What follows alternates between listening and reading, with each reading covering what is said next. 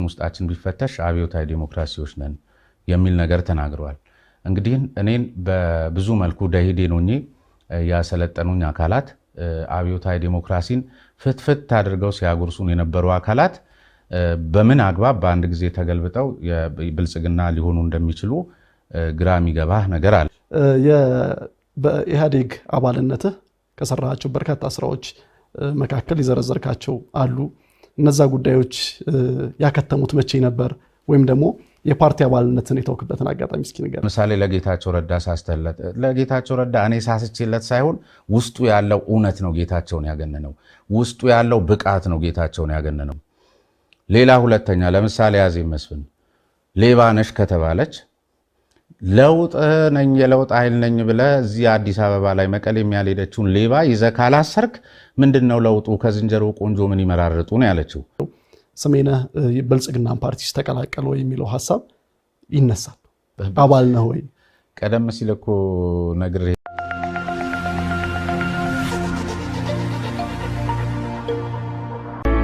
በሁለት ዲፕሎማቶች መንደር በአፍሪካ ሲዲሲ እና በቻድ ኤምባሲ መሃል በማራኪ የኮሪደር ልማት ደምቆ የሚታየው ዲኤምሲ ሪል ስቴት ግንባታቸው ከ30 እስከ 40% በደረሱ የዲያስፖራ ብሎኮች ላይ ታላቅ ቅናሽ መደረጉን እያበሰርን በካሬ ከ78000 ብር ጀምሮ ከባለ 1 እስከ ባለ 4 መኝታ ቤቶችን ከአነስተኛ ወለል ጀምሮ በመረጡት የፍሎር አማራጭ ማግኘት ይችላሉ። እስከ 60% በሚደርስ የረጅም ጊዜ ባንክ አማራጭ ከወለድ ነፃ አገልግሎት ጋርም አመቻችተናል። ቀድሞ ለሚመጡ 5 እድለኞች እስከ 30% የሚደርስ ታላቅ ቅናሽ አዘጋጅተናል። የሽያጭ ባለሙያዎችን ለማግኘት ይደውሉልን።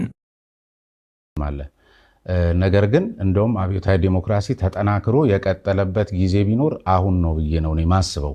ምክንያቱም አሁን ህገ መንግስቱ ላይ የማይደራደር አካል ተፈጥሯል። ስለዚህ አብዮታዊ ዲሞክራሲ በሁለት እግሩ ቆሟል ብዬ አስባለሁ፣ በዛኛው ሎጂክ እስከሄድን ድረስ። ከዚያ ባሻገር ደግሞ የብሔር ፖለቲካን በማንበር ሀገሪቷን 27 ዓመታት ሲጨቁን የነበረው አብዮታዊ ዲሞክራሲና የአብዮታዊ ዲሞክራሲ ባለቤቶች ናቸው እስከተባለ ድረስ ዛሬ ሁሉ ነገር በብሔር ሲሰፈር በዘር ሲሰላ ከአብዮታዊ ዲሞክራሲ ዘመን በላቀ ደረጃ እንደሆነ እናውቃለን። በነገራችን ላይ የብልጽግና ፕሬዝዳንት የመጀመሪያው ዙር እንደ ብልጽግና 6ኛው ምርጫ ባሸነፉ ማግስት ማዕከላዊ ኮሚቴያቸውን የሰበሰቡለት ታስታውስ እንደሆነ አንድ ጊዜ ተጣባሪው አይፋታንም፣ አሁን ብልጽግና እንላለን እንጂ ጠቅላላችን ውስጣችን ቢፈተሽ አብዮታዊ ዲሞክራሲዎች ነን የሚል ነገር ተናግረዋል። እንግዲህ እኔን በብዙ መልኩ ደሂዴን ሆኜ ያሰለጠኑኝ አካላት አብዮታዊ ዲሞክራሲን ፍትፍት አድርገው ሲያጎርሱን የነበሩ አካላት በምን አግባብ በአንድ ጊዜ ተገልብጠው ብልጽግና ሊሆኑ እንደሚችሉ ግራ የሚገባህ ነገር አለ እንደወጣ ስታስበው። ለዚህም ይመስለኛል ብዙዎቹ ካርዲዎችን ያውን የምመለከታቸው መደመር ይገባቸዋል አይመስለኝም፣ ምክንያቱም ከውስጣቸው ስላልወጣ አብዮታዊ ዲሞክራሲ። ስለዚህ ከአብዮታዊ ዲሞክራሲ ጽንሰ ሐሳብና አብዮታዊ ዲሞክራሲ ባለፉት 27 ዓመታት እዚች ሀገር ላይ አድርሷቸው አልፏል ብለን የምናስባቸውን ነገሮች ግምት ውስጥ ቀተን በአመክንዮ እስከሄደን ድረስ ዛሬም ይሄ ሀገርን እየመራ ያለው አብዮታዊ ዲሞክራሲ ነው።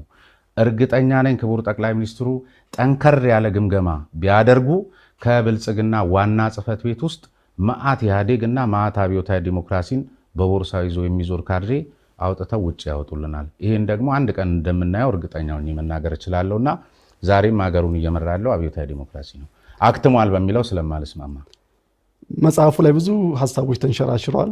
ቀሪዎቹን ጉዳዮች መቼም አንባቢያን በደንብ ደግሞ እንደሄዱበት መተው ፈልጋለሁ። በኢህአዴግ አባልነትህ ከሰራቸው በርካታ ስራዎች መካከል ይዘረዘርካቸው አሉ። እነዛ ጉዳዮች ያከተሙት መቼ ነበር? ወይም ደግሞ የፓርቲ አባልነትን የተወክበትን አጋጣሚ እስኪ ንገረኝ። የፓርቲ አባልነትን የተወኩት የመንግስት ኮሚኒኬሽን ጽህፈት ቤትን ስቀላቀል ነው።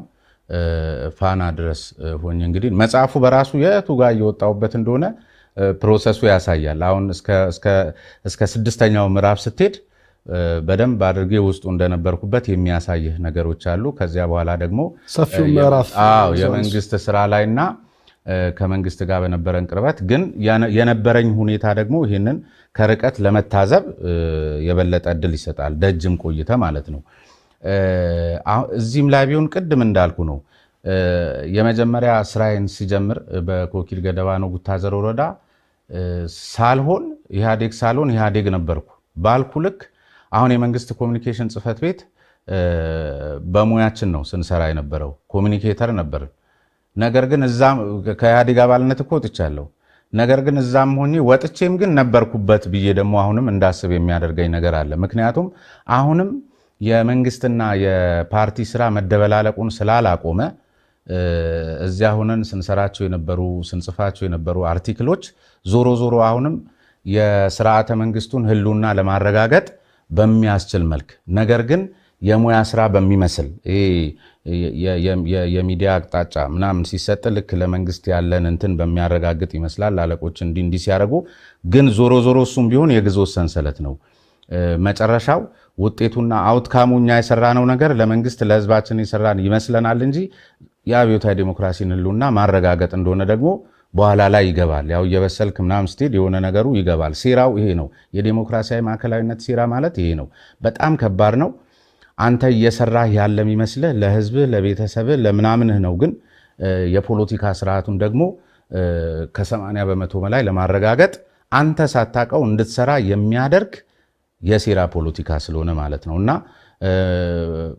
በወረቀት የመንግስት ኮሚኒኬሽንን ስቀላቀል ኢህአዴግን ተፋትቼዋለሁ፣ ግን በተግባር ተፋትቼዋለሁ ብዬ አላስብም። ያን ሰራ ስለነበር ምናልባት አሁንም ቅድም ባልነው አመክንዮ ስንሄድ እንደሱስ እየሰራው ነው ወይ ብዬ ላስብ እችላለሁ። ለምሳሌ አሁን አንዳንድ ጊዜ ሚዲያ ውስጥ እየሰራው እስከሆነ ድረስ ሴራውና የግዞት ሰንሰለቱ አሁንም ስላለ አንዳንድ ጊዜ ህዝብን የሚጠቅም አጀንዳ እየቀረጽን መስሎን እዚህ ጋር ስንንቀሳቀስ እግረ መንገዱን ግን ምናልባትም ለብልጽግና እየተሟገትኩ ሊሆን ይችላል። ይህን ደግሞ ወደፊት ነው ማገኘውና በቅጽ 2 ላመጣው እችላለሁ። እንደሱ ቢታሰብ ከፓርቲ አባልነት ከወጣ በኋላ የኮሚኒኬሽን ስራ ጀምረህ ከዛም የጋዜጠኝነትን ሙያ ደግሞ ከጀመርክባቸው ጊዜያት በኋላ በተለይ ነፃ ሐሳብ በተሰኘው ሞጋች መሰናዶ እስከ 500 የሚደርሱ ሰዎችን እዚህ መድረክ ላይ ቁጭ አድርገህ ያናገርክበት ጊዜ አሳልፈሃል። ከዚህ በኋላም ይቀጥላል። እኔ እንደው ብንጫወት ደስ የሚለኝ ግን በፓርቲ አባልነት ውስጥ ኢህአዴግ ወይም ደግሞ መስረቅ ሳትፈልግ ስርቆት ውስጥ እንደተሰማራህበት ሁሉ ወደዚህኛው ወደ ነፃ ሐሳብ ደግሞ ከመጣህ በኋላ ሰዎችን የማመቻመች እንግዶችን የመከላከል ወይም ደግሞ አሳልፎ ለመስጠት ውስጥ አለመግባትህን እንዴት ነው ፕሮፍ የምታደርገው? እዚህ ላይ ስለ እውነት ለመናገር ለአንዳንድ እንግዶችህ ስስ ልብ እንደነበረ ለአንዳንድ እንግዶችህ ደግሞ ሸካራ እንደነበርክ ስለሚነሳ ይሄ እንግዲህ የሚባልበት መሰረታዊ ምክንያት ሰው ያልተረዳው እኔ እንግዲህ አሁን መቼም አትምልም እንጂ ለማንም ስስ ለማንም የሚባል ነገር ይሄ የምርመራ ጣቢያ አይደለም። በነገራችን ላይ አንዳንዶች ልክ እንደ ፖሊስ ተቋም የሚወስዱት ጉዳይ አለ። ነገር ግን ሰው በሁለት ነገር ያን ይገነዘባል ብዬ አስባለሁ። የነፃ ሐሳብ መድረክ ነው። የነፃ ሐሳብ መድረክ ላይ ደግሞ መተህ የሚዳኝህ የኔ አጠያየቅና የኔ መሳሳት ወይም የኔ መዳፈር ወይም የኔ ምንድነው እንደዚህ ገፍቶ መሄድ ሳይሆን አንተ በውስጥህ የያዝከው እውነት እና ዕውቀትህ ነው። እንግዲህ እዚህ ጋር የሚመጡ አካላት አብዛኞቹ ትልልቅ የሥራ ኃላፊዎች ናቸው። በፓርቲ ደረጃ ሊሆን ይችላል፣ በመንግስት የስልጣን ደረጃ ሊሆን ይችላል፣ ወይም በግለሰብም ደረጃ ቢሆን ትልልቅ ተቋማትን ማህበረሰብን የሚመሩ አካላት ናቸው። ስለዚህ የኔ ሳስቶለታል ወይም በጣም ምንድነው ብሎታል ተብሎ ኔጌቲቭሊ የሚወሳው ጉዳይ እንደሱ ሳይሆን መሰላት ያለበት ሰውየው የሚመራው ተቋም ላይ የተመደበው በዘመድ ከሆነ እዚህ ጋር መመለስ አይችልም። እሱን ነው ማየት እንጂ የኔ ገፍቶ መሄድ አይደለም። ሰውየው ያለ ዕውቀቱ ያለ ብቃቱ በኔትወርክ ከሆነ ያን የሥራ ኃላፊነት የወሰደው እኔ ለማነሳው ጥያቄ አንዳች መልስ አይኖረውም። ወይም ደግሞ ሌባ ከሆነ አንዳች መልስ አይኖረውም። ከዚያ ባሻገር ግን አንዳንዶች ደግሞ በጉብዝናቸው ለምሳሌ አሁን ለአንዳንዶች ተሳሳለ ወዘተርፈ እየተባለ ኢህአዴግነትን ከወያኔነት ጋር እያያዙ ሲገልጹ ከነበሩ ሰዎች ወይም ደግሞ ከመወቀስባቸው ሰዎች እንደዚህ አይነት ጉዳይ ለማንሳትም ከሚል ለምሳሌ ለጌታቸው ረዳ ሳስተለት ለጌታቸው ረዳ እኔ ሳስችለት ሳይሆን ውስጡ ያለው እውነት ነው ጌታቸውን ያገነነው። ውስጡ ያለው ብቃት ነው ጌታቸውን ያገነነው። እንደገናም ኮሚኒኬተር ነው። ሐሳቡን ብቻ ሳይሆን ራሱንም እመረዋለሁ ወክለዋለሁ የሚለውንም ማህበረሰብ በደንብ አድርጎ የመግለጽ ልዩ ተሰጥኦና ብቃት ያለው ሰው ነው። ስለዚህ እውነትን ከያዝክ ለተመደብክበት ቦታ ደግሞ የተሰጠን ኃላፊነት በአግባቡ እየመራ ከሆነ ራስን መግለጽ አያቅትህም። ሌላ ሁለተኛ ለምሳሌ አዜብ መስፍን ሌባ ነሽ ከተባለች ለውጥ ነኝ የለውጥ ኃይል ነኝ ብለህ እዚህ አዲስ አበባ ላይ መቀሌ የሚያልሄደችውን ሌባ ይዘህ ካላሰርክ ምንድነው ለውጡ? ከዝንጀሮ ቆንጆ ምን ይመራርጡ ነው ያለችው። ይህም እዚህ መጽሐፍ ላይ አስቀምጨዋለሁ። ስለዚህ ቀጥሎ ያለው የፖሊስ ስራ ነው። ስለዚህ ሰዎች ገብቶኛል፣ የመሳሳት ጉዳይ አይደለም። መጽሐፍ ላይ ሁለት መልክ ስላለ ነው። መግቢያችን ላይ ስለ ትርክት ያወራንበትን ነገር እዚህ ጋር እንድታመጣልኝ ስለፈለኩ ነው። ሰዎች መቼም ጥቅል ፍረጃ በጣም የተጠናወተን ጉዳይ ይመስላል። እዚህ ጋር የገለጽካቸውን ሰዎች ሌባ ናቸው ብለው ያለ መረጃ በድፍረት ሲናገሩ እንደነበረው ሁሉ አንተም እዚህ ንጽህናቸውን ለመመስከር ደፋር ሆነሃል። ምንድነው ንጽህናቸውን አልመሰከርኩም። እኔ የህዝብ ድምፅ ነኝ ብዬ አስባለሁ። ሰው እስከሚያነሳው ጥግ ድረስ ሄጄ ጠይቃለሁ። አሁን አንዳንድ ጊዜ መጠየቅ የሌለባቸውንም ጭምር ግን አሁን ለምሳሌ አሁን ባነሳ ነው ምሳሌ መሰረት ከይቅርታ ጋር አዜብ ስትነሳ እንግዲህ ብዙ የሚባል ነገር ነበረ። እሱን ሁሉ አንስተ ዲህማ ቆነ እንደዚህ አይነት ሌባ ተሸክመ እንዴት ሄዳለህ እኮ ነው። ከዚህ በላይ ጋዜጠኛ የት ድረስ መሄድ አለበት ነው የኔ ጥያቄ። አሁን ይህንን እንደ መሳሳት የሚወስዱ ሰዎች አሉ። ገብቶሃል አይደለ? በሚገባ ልክ መልስህን መስጠት የምትችለው ውስጥ ያለው እውነትና የመግለጽ ብቃትህ ወይም ደግሞ ብስለትህ ልምድህ ነው። ስለዚህ እዚህ ቦታ ላይ መተው ተዳፈርካቸው ወይም በገሌ ልክ አልሳሳህለትም ተብሎ ከሆነ በእርግጥ ሰው ሁልጊዜ አንድ አይነት አይደለም። ይሄ ይታወቃል በተፈጥሯችን። እኔ እናንተ ዛሬ የምናወራው ኖሬ ነገ እናወራ ብንል የበለጠ ወይ ሊያምርልን ይችላል ወይ ላያምርልን ይችላል፣ ከዚህም ሊወርድብን ይችላል። ነገር ግን በመሰረታዊነት ግን ማንም ለማንም ተብሎ በነገራችን ላይ እንደሱ አይነት አስተሳሰብም ቢኖር ነፃ ሐሳብ እስከዛሬም የሚቀጥል አይመስለኝም። ሁለተኛ አሁን አንተ በገለጽክልኝ ደረጃም ደግሞ ለአንዱ እየሳሳው ለአንዱ መወግንም ከሆነ ይሄ እኮ ተቋም ነው። ነፃ ሐሳብን ዋልታም ማቆየት አለበት ብዬ አላስብም። በዚህ ደረጃ በኔ ቁጥጥር ስር ሆኖ እኔ ሰዎችን እንደፈለግኩ ማነክስበትና ማራክስበት መድረክ ከሆነ ትልቅ ተቋም ሆኖ እስከዛሬ ለምን ዝም አለ የሚለውን ጥያቄ እኔ መልሼ አንተን ነው የምጠይቀው። በዚህ ደረጃ ወርጄ ሰዎችን ምክብበትና ማሳነስበት መድረክ ከሆነ መቆም ነው ያለበት ብዬ አስባለሁ። መጽሐፍን ነው መጽሐፉ ይሄኛውን መድረክ ሳይሆን መጽሐፉ ያንተ ውልድ ነው፣ ያንተ ልጅ ነው መጽሐፉ፣ ያንተ ሐሳብ ፍሬ ነው መጽሐፉና እዚህ መጽሐፍ ላይ የገለጽካቸውን ሰዎች ነው ማንጸር የፈለኩት እኔ። ሰዎች በድፍረት ሌባ ናቸው ወይም ደግሞ ያለምንም መረጃ የሴራ አካል ነበሩ፣ የሆነ ማህበረሰብ የሆነ ግሩፕ ይበድሉ ነበር ተብለው የመፈረጃቸውን ያህል እነሱን ደግሞ በተቃራኒ ስትቆምላቸው አንተ ማንጸሪያህ ምንድነው?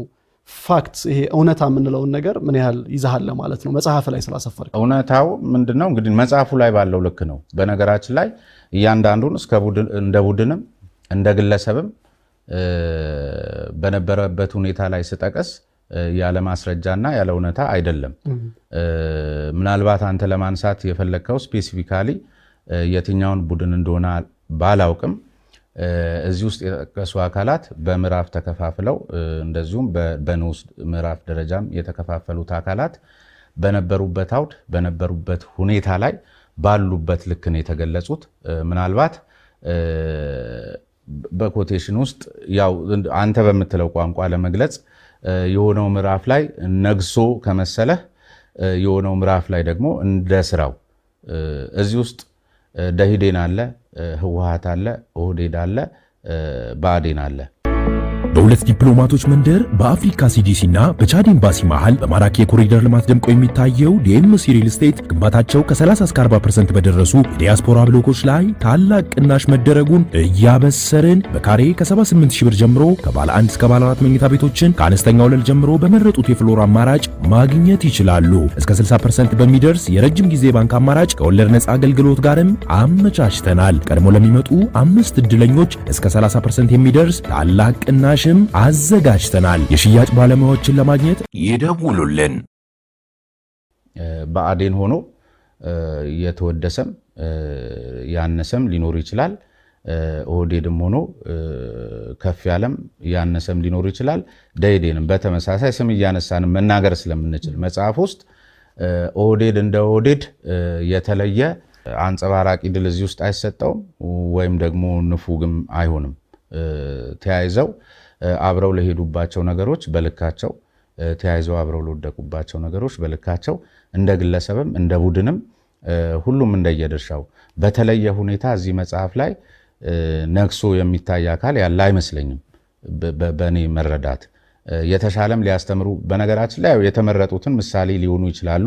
ይህንን መጽሐፉን ርዕስ ሊገልጹልኝ የሚችሉና ላስተላልፍ የፈለኩትን ሜሴጅ በትክክል አድሬስ ሊያደርጉልኝ የሚችሉ አካላትን ነው እንጂ የመረጥኩት። በተመሳሳይ በርካታ ተያያዥነት ያላቸው ጉዳዮች ይኖራሉ። ነገር ግን አሁን ባለው ልክ በሰዓቱ በተለይ ይህን ለውጥ አስቀጥሎ ከሜዳ አኳያ ሀገር እየሄደችበት ያለውን ያልተገባ መንገድ ይህን ያልተገባ መንገድ ደግሞ እያሳለጡ የሚገኙ ካድሬዎችንና የሚዲያ ሙያተኞችን ለማሄስ የሚያስችሉኝን ጠቀስኩ እንጂ ሌሎችም አሉ።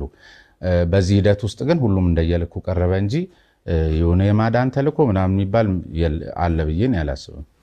በዚህ የግዞት ሰንሰለት የተሰኘው አዲሱ መጽሐፍህ ቅጽ 1 ላይ ከጫፍ እስከ ጫፍ ብንሄድ ልናነሳው የምንችለው ነገር ቅድም ስንል እንደነበረው የአብዮታዊ ዲሞክራሲን ብሎም ደግሞ የዲሞክራሲያዊ ማዕከላዊነትን ነው። በዚህ ውስጥ ልትለን የፈለግከውን ጥቅል ነገር ብሰማ ደግሞ ደስ ስለሚለኝ ነው። ምክንያቱም አብዛኛው በአብዮታዊ ዲሞክራሲ ውስጥ ተጠምቆ የቆየው አካል አብዮታዊ ዲሞክራሲን በግልጽ አላወቀውም ወይንስ ደግሞ አብዮታዊ ዲሞክራሲን ህዝቡ ደግሞ አልተረዳውም? ለሌ የፈለግኩት ምንድነው መረዳታችን ሁልጊዜ እንደ ሚዲያም እንደ ፓርቲም ማህበረሰቡ ቅኝቱ፣ አረዳዱ፣ አሰላለፉ ትክክለኛ መረጃን መሰረት ያደረገ ሊሆን ይገባዋል እንጂ በካድሬው ውትወታ አይደለም። ምናልባት ያንዳቸው ስቶሪ ላይ ትመለከቷል። እኔ እንግዲህ ያው እዚሁ ላይ እንደተመለከተው በርካታ ጊዜያት ከኢህአዴግ ጋር ቆይቻለሁና ኢህአዴግ የሚባል የለም የሚል መከራከሪያ ያነሳልኝ እንግዳ ነበረኝ፣ አቶ ታምራት ላይ ነኝ። እንግዲህ እሳቸውም ኢህአዴግ ሆነው ማለት ነው። እውነት ነው። ከዚያ በኋላ ያሉ ፍልስፍናዎችን ስመለከት በየትም ዓለም ግንባር ተኩኖ 27 ዓመት አይኖርም። ቢበዛ 3 ዓመት ነው፣ አነሰ ቢባል 6 ወር ነው። ግንባር ማለት የፓርቲዎች ፓርቲ ማለት ነው። የራስህ ፕሮግራም ኖሮህ የራስህ ርዕዮተ ዓለም ኖሮህ የራስህ ከዚያ በኋላ በሆነ ጉዳይ ላይ ሊያስተሳስር የሚችል መለስተኛ ፕሮግራም ነድፈህ አንድ የምትሆንበት ግንባር ነው። ነገር ግን የደኢህዴንም ርዕዮተ ዓለም አብዮታዊ ዲሞክራሲ ነው፣ የኦህዴድም አብዮታዊ ዲሞክራሲ ነው፣ የብአዴንም አብዮታዊ ዲሞክራሲ ነው።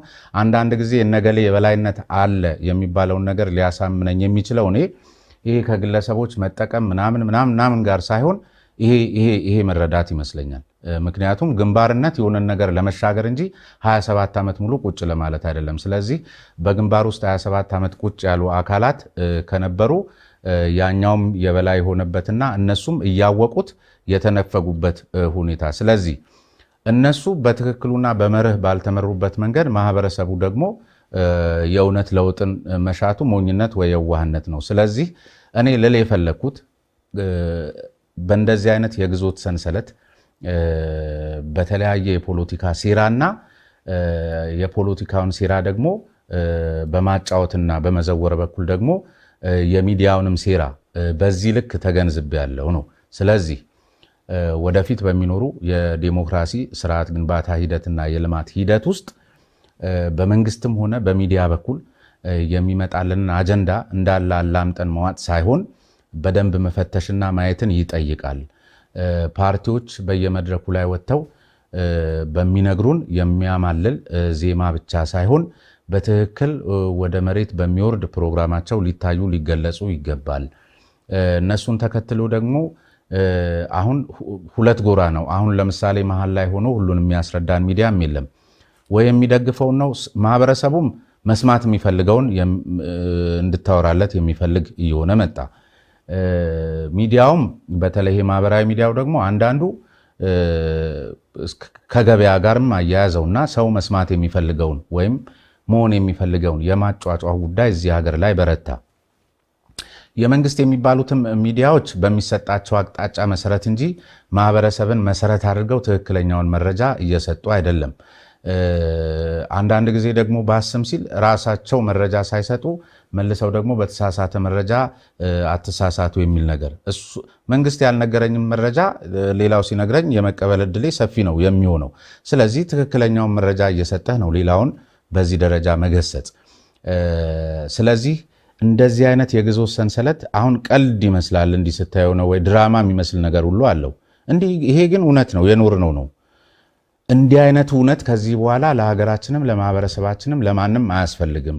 ከእንደዚህ አይነት ጨዋታ እንውጣ ነው ለሚዲያውም፣ ለፓርቲውም፣ ለካድሬውም፣ ለሁሉም ማህበረሰቡም ደግሞ በተመሳሳይ ካድሬዎቻችን ሚዲያዎቻችን የሚያወሩልን ነገር ለራሳቸው ጥቅም ለራሳቸው ፍላጎት በዚህ ደረጃ ጠምጥመው ህልውናቸውን ለማረጋገጥ እንጂ በተገቢው መንገድ ስላልሆነ ያኔ በነበርንበት ሰዓት ላይ ይህን እኔ በማሳልፍበት ሰዓት ላይ በእንደዚህ አይነት መልኩ ውስጥ ተሳስተን ኦር ተሸውደን ሀገር እንዳታድግ ምናልባትም ወደኋላ ተመልሳ እንድትሄድ የነበረን አስተዋጽኦ በዚህ ልክ ነው። ከዚህ በኋላ ግን ይሄ አይደገም። የሚመጡ ጉዳዮችን በምክንያት በፍልስፍና በደንብ አድርገን አጠይቀን ሃይሰን ነው መከተልም መደገፍም መቃወምም። በምክንያት መደገፍና መቃወምን ደግሞ ለማበርታት የኛ መረዳትና የሚዲያዎቻችን አስተዋጽኦ የላቀ ስለሆነ በዚህ ልክ እንሁን ነው ለሁሉም። ምክንያታዊነትን እንደ መርህ አድርገህ የገለጽክባቸው በርካታ ቦታዎችን አይቻለሁኝና ከዛ በኋላ ድንገት ኢህአዴግን በጣም በግልጽ የተቸበት እንደገና ደግሞ ገመናውንም በደንብ ያሳየበት ለአንባቢያን በራሳቸው መረዳት ደግሞ እነሱ የሚያነሱት ነገር ሊኖር ይችላል። ከዛ በኋላ እንደው ስሜነህ ብልጽግና ፓርቲ ተቀላቀለ የሚለው ሐሳብ ይነሳል። አባል ነህ ወይ? ቀደም ሲል እኮ ነግሬህ ነበረ። ምናልባት ሳላስበው እየሰራው ከሆነ ቀደም ሲል ኮኪል እንደገባው ሳሎን እንደሆንኩት ሁሉ ሳሎን ሆኜ ከሆነ አላውቅም። ነገር ግን በይፋ ብልጽግና እንዳልሆንኩ ደግሞ ለማረጋገጥ ወይም አይደለውም ብሎ መናገሩ ፋይዳ ያለው አይመስለኝም። በተለያየ መልኩ የብልጽግና መድረኮች ላይ ታይቼም ተሳትፌም አላቅም አይደለውምም። ግን ደግሞ በእርግጠኝነት መናገር የምችለው አንድ ጉዳይ አለኝ። ሁልጊዜ ስትሰራ ወደድኩም ጠላውም ይህን ሀገር እየመራ ያለው ብልጽግና ፓርቲ ነው። እኔ ብደግፈው አባሉ ብሆን ባልሆን ማሳነስበትም የምጠቅመውም ላይኖር ይችላል። ምናልባት ባልጠቅመው ማሳነስበት ነገር አይኖርም። ነገር ግን ይሄን ሀገር እየመራ እስከሆነ ድረስ እኔ ደግሞ ብልጽግናን ማወቅ አለብኝ ብዬ አምናለሁ ሀገር ስለሚመራ። ስለዚህ ከአንድ የብልጽግና ፓርቲ ካድሬ ምናልባት ያልተናነሰ ምናልባትም የበለጠ የብልጽግናን ፍልስፍና አውቃለሁ ብዬ ግን አስባለሁ። በመደመር ጉዳይ ላይ እኔ ነኝ ያለ የብልጽግና ካድሬ መጥቶ ቢከራከረኝ ከሱ ያልተናነሰ ላወራ ልናገር እንደምችል ይገባኛል። ምክንያቱም ሁልጊዜ የፖሊሲ ጉዳይ ስታስፈጽም የብልጽግና ፓርቲ ፖሊሲ ነው ተግባራዊ እየሆነ ያለው። በኢህአዴግ ጊዜ አንዱ የተገነዘብኩት ነገር ምንድነው? ወደድክም ጠላህም በምርጫ ያሸነፈ መንግስት የሚመራው በምርጫ ያሸነፈ ፓርቲ የመሰረተው ስርዓተ መንግስትን ፖሊሲ ማስፈጸም ግዴታ ነው፣ እንደ ሲቪል ሰርቫንት እንደ ሲቪል ሰርቪስ ህግ ማለት ነው። እና ያን ጊዜ የኢህአዴግን ፖሊሲ ማስፈጸም ማለት ኢህአዴግ መሆን የሚመስላቸው ብዙ ከኢህአዴግ ጋር እልህ ውስጥ ገብተው አላስፈላጊ ዋጋ ሲከፍሉ የነበሩ ሰዎችን አውቃለሁ። ኢህአዴግን ያናደዱ መስሏቸው በትክክል የተቀመጠውን የሲቪል ሰርቪስ ደንብና መመሪያ ባለማስፈጸም ቤተሰቦቻቸውን፣ ማህበረሰቡን፣ አርሶ አደሩን ሲጎዱ የነበሩ አካላት እንደነበሩ እገነዘባለሁ። እኔም አሁን በተመሳሳይ የብልጽግናን ፓርቲ ፖሊሲ እንደ አንድ ሙያተኛ የማስፈጸም ግዴታ አለብኝ። ያን ለማስፈጸም ደግሞ ስለ ብልጽግና ፓርቲ መነሻ ፍልስፍናዎች ማወቅ ግድ ይለኛል። ስለዚህ ስለ ብልጽግና ፓርቲ አባል አይደለውም፣ ግን የብልጽግና ፓርቲ ካድሬ ነን ከሚሉ አካላት እኩል መደመርንና የብልጽግናን ፍልስፍና ጠንቅቄ ያውቃለሁ ብዬ መናገር የሚያስችለኝ ድፍረት አለኝ። ሁልጊዜ በሚሰልጥኑ ስልጠና ልክ አነባቸዋል። ለመሰለኝ ነው የጠየኩ። የፖለቲካዊ መረዳት የርዕዮተ ዓለምን መረዳት ሀገርን ለማዳን ትልቅ ቁልፍ ምክንያት እንደሆነ ስለጠቀስክ ነው። እዛ ላይ አብዮታዊ ዲሞክራሲን ባለመረዳታቸው በጣም ሀገርን ወደ ቁልቁለት የመሩ ሰዎችንም ያነሳበት ነገር ስላለ ዛሬም ድረስ አንድ ፓርቲ ይመራበታለሁ ተዳደርበታለሁ የሚለው መርህ የማይረዱ ሰዎች ካሉ እንዳልከው ወደ ሌብነቱም ወደ ምንም ወደ ዘርም ወደ ጎጥም በመደበቅ ውስጥ ሀገርን የማተራመስ እንትን ውስጥ ሊሰማሩ ስለሚችሉ እሱን ነገር ምክንያታዊነትን መስማት ስለፈለኩ ነው። ሌላኛው ጉዳይ እዚች ላይ ግን ልጨምርልህ የምፈልገው ይሄ ለውጥ ከተደነቃቀፈ በእርግጠኝነት የምነግርህ ውጪ በሚገኙ አካላት ሳይሆን የለውጥ ኃይል ነን፣ የብልጽግና ካድሬ ነን፣ የመደመር ጠበቃ ነን በሚሉ ሰዎች ሊሆን እንደሚችል በእርግጠኝነት ነው የምነግርህ። ምክንያቱም ብዙዎቹ መደመርን ሳያውቁ ሳይረዱ ስለገቡበት፣ ምክንያቱም ብዙ ቦታ ላይ መደመርን በቴሌቪዥን እያወራለህ መቀነስን የምትመለከተው እዚያው አካባቢ ስለሆነና ሁልጊዜ ስንገባበት አምነንና ተረድተን መሆን መቻል አለብን። ለምሳሌ የዚህን ፓርቲ ፖሊሲ ማስፈጸም ወይም ደግሞ የሚፈጸምበት ቦታ ላይ የስራ ኃላፊነትን ይዘው የሚገቡ ሰዎች በትክክል ይህን መንግስት የመሰረተውን ፓርቲ ፍልስፍና ተረድተው ቢሆን የተሻለ ለእኛም ስለሚጠቅመን ማለት ነው። እሱን ለመጨመር ነው። ሌላው የግዞት ሰንሰለት ላይ ከአንባቢያን ከሚያገኟቸው በርካታ ነጥቦች መካከል በጋዜጠኝነት ህይወት ውስጥ ያለፍክባቸውን ጉዳዮች ካጋራህበት ለእንግድነት ያመጣቸውን ሐሳብ የእንግዶችን ሐሳብ የተቆረጠበትንም የተጨመረበትንም ጉዳይ ያነሳህበት ነገር አለና ይሄ ጉዳይ እንደ ጋዜጠኛ ሌሎች ጋዜጠኞች ብዙ የሚማሩበት ነገር ስለሚኖር መለስ ብለን ትንሽ ብናስታውስ ደስ ይለኛል። የነፃ ሐሳብ ዝግጅት ቻሌንጁ ምንድነው? የመጀመሪያው ቻሌንጅ ሰዎችን ያው ወደዚህ መድረክ ላይ መጋበዙ ነው። ስትጋብዝ ደግሞ ዝም ብሎ ነፃ ሐሳብ በኤዲቶሪያል የሚመራ ስለሆነ ዝም ብሎ ብቻ ከተማው ላይ የሆነ ሰውየው መነጋገሪያ ስለሆነ ብቻ አይደለም የምታመጣው። መጀመሪያ የማምጣቴ መሰረታዊ ምክንያት ከኤዲቶሪያል ይመነጫል። ከዛ ፋይዳው ይነሳና እንደገና ያን አካል ደግሞ ለማግኘት ያለው መከራና ውጣ ውረድ አንተም ታውቀዋለህ በቀላሉ እሺ አይሉም። በተለይ እንደዚህ አይነት ሙግት የሆነ ፕሮግራም ሲሆን እሺ አይሉም። እሱ ነው አንዱ ቻሌንጅ። ከዚያ በኋላ ግን ሰዎቹ እዚህ ከመጡ በኋላ ደግሞ ምናልባት በኤዲቶሪያሉ ስርዓትና መመሪያ መሰረት ደግሞ ሊቆረጥ የሚገባው ሊኖር እንደሚችል እናውቃለን። ግን ከዚያ በላይ አሁንም ላልኩ የግዞት ሰንሰለቱ ሰለባ የሆኑ አካላትና ጠበቃ የሆኑ አካላት ወይም ይህንን ተቋም የኦነሩን ኦር ፓርቲውን ሊጎዳ ይችላል ብለው የሚያስቡት ነገር ምናልባትም ሳይጎዳ ደግሞ ይጎዳል ብለው ጭምድድ የሚያደርጉት ነገር በጣም ምናልባትም ፓርቲውን ተጠቃሚ ሊያደርግ የሚችለውንም ጉዳይ ሁሉ ባለመረዳት ቆርጦ ዘንጥሎ መጣልና ማስቀረት ትልቁ ቻሌንጅ ነው ብዬ አስባለሁ። ምናልባት የምታነሳቸው ጥያቄዎች የማህበራዊ ድረገጽ መርና ያሉባልታ መር እንዳይሆኑስ? እሱን ነው እኮ የምልህ። እንደሱ አይነት ነገሮችን መረጃ የሌላቸውና አሉባልታ ሲሆኑ መቁረጡ ተገቢ ነው። የኤዲቶሪያላችንም እንትን ነው። በተቻለ መጠን ግን የቬሪፊኬሽን ስራ ሳልሰራ አልገባም እኔ። በደንብ አድርገን ያው የሙግት ጉዳይ የኢንቨስቲጌቲቭ ጆርናሊዝም ጉዳይ ተደጋጋሚ የሆነ የቬሪፊኬሽን ስራ መሆኑ ይታወቃል። እሱን አጠራለሁ። አልፎ ቤድ እንኳን እሱን ማድረግ ተገቢ ነው። ግን በማስረጃ ተደግፈው የሚቀርቡ ጉዳዮች አንዳንድ ጊዜ ገዢው ፓርቲ እንኳን አውቆት እንዲያርም የሚያስችለውን እድል እንዳያገኝ ነው የሚያደርጉት ነው የምልህ።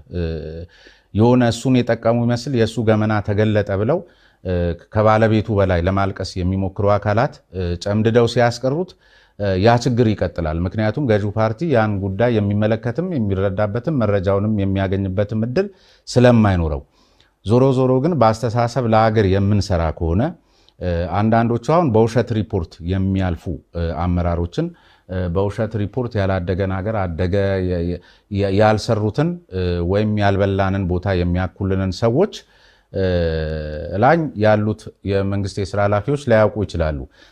እንደነዚህ አይነት መድረኮች ደግሞ የበለጠ እድል ይሰጣቸዋል ለመገምገም፣ ለመከታተል፣ ያላዩትን ቦታ እንዲያዩ፣ ያልፈተሹትን ቦታ እንዲፈትሹ። እነዚህኞቹም ቢሆኑ እዛ መድረክ ላይ ሄዱ ይሄ ነገር ተጋላጭ ስለሚሆን በዚህ ደረጃ ዋሽተን እስከ መቼ በሚል ወደ ስራቸው የሚመለሱበት እድል ይፈጠራልና አንዳንድ ጊዜ ለመንግስትም ለማህበረሰብም የሚጠቅሙ ጉዳዮች ግን ደግሞ ለገዢው ፓርቲ ህልውና የቆሙ የሚመስላቸው የሚያደርጓቸው ነገሮችና የሚዘነጥሉት፣ የሚያስቀሩት፣ የሚያፍኑት ነገር ትልቅ ቻሌንጅና የሚያስቆጨኝ ነገር ነው ብዬ አስባለሁ። ነገር ግን አሁንም የማልጥሰውና ሳላውሳ ማለፍ የማልፈልገው ጉዳይ እንግዲህ ንጽጽር በአንጻራዊ ነው። ስለዚህ አሁን ባለበትም ደረጃ ቢሆን ትንሽም ቢሆን እየተነፈስን ለመንግስትም የሚገባውን መረጃ እየሰጠን የምንገኘው ዋልታ ላይ ስለሆነ ደስተኛ ሆኜ ነው መሰራው። ደጁን ስለማቀው። አብዛኞቹን ሀሳቦች አንባቢያኖች መጽሐፍ ላይ ያገኙታል። ተቆረጡብኝም ብለህ ያቀረብካቸውን ሀሳቦች አንባቢያኖች እዛ ላይ ያገኙታል። የስሜነህ የጋዜጠኝነትን ጉዞ የነጻ ሀሳብንም ጉዞ መረዳት የሚፈልጉ ሁሉ እንዲያነቡ ትጋብዛለሁ። አጠቃላይ ግን አጠር አድርገን ከግዞት ሰንሰለት አንባቢያን ምን ያተርፋሉ? ከግዞት ሰንሰለት አንባቢያን ምን ያተርፋሉ? በመሰረታዊነት አንደኛ ይሄ በደቦ ከመነዳት ይድናሉ ብዬ አስባለሁ። ምርጫ 97 ላይ እንግዲህ በተለይ በእኛ እድሜ የሚገኙ አካላት የነበራቸው ተሳትፎና የላቀ አስተዋጽኦ ግብግብ ይታወቃል። እንግዲህ በዚያ ጊዜ የነበሩ መራጮችም ለመመረጥ እጩ የነበሩ አካላትም ዛሬም ድረስ አሉ። የምርጫ 97 አንጎበር እስካሁን ድረስ ሳይለቀን ያን መሰረት አድርገው ደግሞ ዛሬም ድረስ ተመሳሳይ ሽወዳ ውስጥ ሊገቡ የሚሞክሩ ፖለቲከኞችንም ብዙዎችንም እየተመለከትን ነው። ስለዚህ በዚያ ሂደት ውስጥ ደግሞ መስሏቸው ብዙ ዋጋ የከፈሉ አካላትም አሉ። ስለዚህ በደቦ ምክንያታዊ የሆነ ድጋፍ ውስጥም ሆነ ተቃውሞ ውስጥ መግባት ምን ያህል ለኪሳራ እንደሚዳርግ የመረዳትንና በምክንያት መቃወምንና መደገፍን ሊያስተምር ይችላል ብዬ አስባለሁ። ከዚያ ባሻገር ደግሞ እንደ ሚዲያም የሙያ ባልደረቦቻችንም ታሪክ በዚህ መንገድ ግልጽ የሚሆንበት እድል ስለሚፈጠር ሰርቶ ማለፍን ቢያንስ እንደ አንድ ቁም ነገር ሊወስዱት ይችላሉ ብዬ አስባለሁ። ከዚያ ባሻገር ለምሳሌ አሁን ሀገር እየመራ ያለው ፓርቲ ምናልባት ይሄ የኔ መብት እንኳን ባይሆንም አሁን ለምሳሌ እኔ ብልጽግና ፓርቲ ላይ የምታዘበው ጉዳይ ታችኛው መዋቅር ላይ እንደ ፓርቲ አለ ብዬ እኔ አላስብም። የሆነ በኢህአዴግ ጊዜ በምናውቀው ልክ አለ ብዬ አላስብም። ማህበረሰቡ ጋር ትክክለኛውን መረጃ እያገኘ ነው ብዬ አላስብም።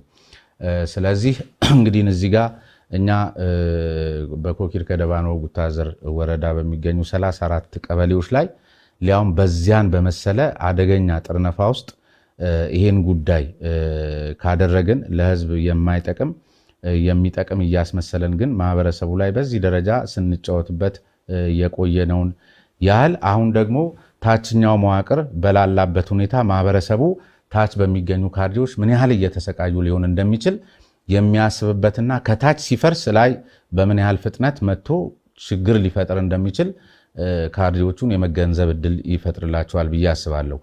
ብልጽግና ፓርቲ እንደ ብልጽግና ፓርቲ ከላይ ብቻ ሳይሆን እስከ ታችኛው መዋቅር ድረስ ወርዶ ጠንካራ አደረጃጀት ፈጥሮ መንግስትና ህብረተሰቡን የሚያገናኝ በደንብ መሰረቱ ጠንካራ የሆነ ድልድይ ሊገነባ እንደሚገባው ሊያመላክተው ይችላል ብዬ አስባለሁ። አሁን አብዛኞቹ የምታውቃቸው የብልጽግና አመራር ውስጥ የሚገኙ አካላት ኢህአዴጎች የነበሩ መሆኑ ይታወቃል። በኢህአዴግ ዘመነ መንግስት የነበረው ደግሞ የጥርነፋ ስሪት ምን ያህል በጣም ጠንካራ እንደነበረም ይታወቃል። በዛ ጠንካራ መዋቅር ውስጥ ደግሞ እንደዚህ አይነት ማጭበርበሮችና ውንብድናዎችም የነበሩ መሆኑ ይሄ መጽሐፍ በግልጽ ያመላክታል። በዚያ ሰንሰለት ውስጥ ይሄ ከተደረገ እንደዚህ አይነት ለቀቅ ባለ ስርዓት ውስጥ ምን ሊሆን ይችላል ብሎ ገምቶ መንቀሳቀስን የሚያስችል እድልም ይፈጥራል ብዬ አስባለሁ። ከዚያ በኋላ ግን በአንባቢዎች ዘንድ አንዳንዱም በደንብ ሊያዝናናቸውም የሚችሉ ጉዳዮች ይኖራሉ። ነገር ግን ምን አይነት ሂደቶችን ያለፍ ነው ብሎ ዞሮ ጉዳዮችን ሁሉ አስተውሎ ለመተግበር የሚያስችል እድል ይፈጥርላቸዋል።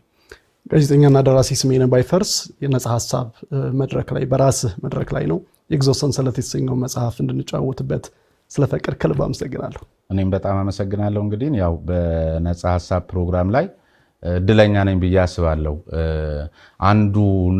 አንዱ ምዕራፍና በርካታ ንዑሳን ምዕራፎችን የያዘው ጉዳይ የነጻ ሀሳብ ጉዳይ ነው። በነጻ ሀሳብ ጉዳይ ላይ ስሜቴን መረዳቴን የገለጽኩበትን መጽሐፍ በነጻ ሀሳብ መድረክ ላይ ይዞ መቅረብ ትልቅ እድል ይመስለኛል። እንደዚህ አይነት አጋጣሚ የገጠማቸው ሰዎች ተመልክቼ ስለማላቅ ዋልታ ሚዲያና ኮሚኒኬሽን ኮርፖሬትና የማኔጅመንቱን አባላት እንደዚሁም ደግሞ ይህን እድል የሰጡኝን የዝግጅት ክፍሎችንም እጅግ ከልብ በጣም ነው የማመሰግነው። ስለዚህ ፕሮግራማችንን ስንዘጋ ሳምንት